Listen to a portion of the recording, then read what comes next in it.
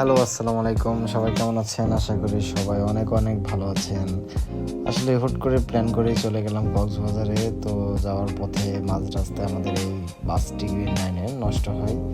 তারপরে green line কর্তৃপক্ষ আমাদের আরেকটি বাসে উঠিয়ে দেয়। তারপর চলতে আমরা চলে যাই কক্সবাজারে। তো কক্সবাজারে যাওয়ার পরে এবার আমাদের যে রিসোর্টটি ছিল মেরিনা বিচ ভিলা রিসোর্টটি অনেক সুন্দর ছিল।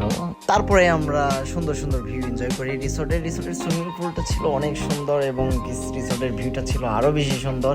তারপর আমরা চলে যাই পালঙ্কিতে দুপুরে খাওয়ার জন্য এবং খাওয়া দাওয়া শেষ করলাম পালঙ্কিতে। মোটামুটি অ্যাভারেজ ছিল খাবার দাবার কোনো রকম। আমাদের 2 নাম্বার বনমোরগ দিয়েছিল, দেওয়ার কথা ছিল বনমোরগ কিন্তু দেয় দেশি মোরগ। এটা একটা খুবই বাটপারে চিটারি করেছে তারা আমাদের সাথে। তারপরেও যেহেতু টাকা দিয়ে কিনেছি তারপর আমরা খেয়ে নিলাম। তারপর আমরা রাতে একটু ঘোরাঘুরি করি রিসোর্টের পরিবেশটা, রাতের ভিউটা অনেক সুন্দর ছিল, একদম কাছাকাছি ছিল বিচের। তো সকালে ঘুম থেকে উঠে রিসোর্টের ভিউটা এনজয় করি। সকালের ওয়েদারটাও ছিল অনেক জোস। তারপর সকাল সকাল বের হয়ে যায় সমুদ্রে গোসল করার জন্য। কক্সবাজার আছি, সমুদ্রে গোসল না করলে কি হয়, এটা কেমন দেখা যায় বলেন তো? এখানে সতর্কবার্তা লেখা, আশেপাশে গরু ছাগল ভেড়া মুরগি সবই আছে এই রিসোর্টের সামনে। তার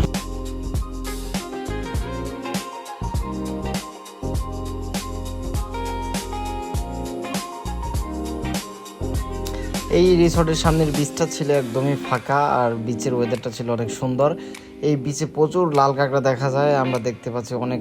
সমুদ্রে গোসল করার পরে ফিরে যাচ্ছি রিসোর্টে ফেরার সময় একটি ছোট্ট নৌকা, এই নৌকা নিয়ে জেলেরা মাছ ধরতে যায়। আমি সবচেয়ে অবাক হলাম এত ছোট নৌকা নিয়ে কীভাবে তারা এই গভীর সমুদ্রে মাছ ধরে, একটি আশ্চর্যের বিষয়। তারপর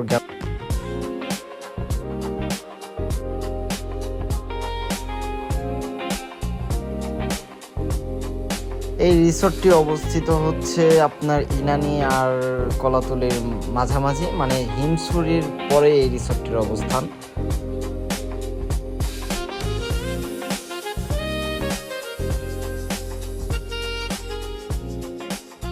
সাডেন একটা ট্রিপ ছিল, ভালোই ছিল, অনেক ঘোরাঘুরি করেছি, এনজয় করেছি। তারপর ঘোরাফেরা শেষে আস্তে আস্তে চলে আসলাম বাড়ির উদ্দেশ্যে রওনা। ধন্যবাদ সবাইকে, ভালো থাকবেন, আসসালামু আলাইকুম। You can count on me like 1, 2, 3. I'll be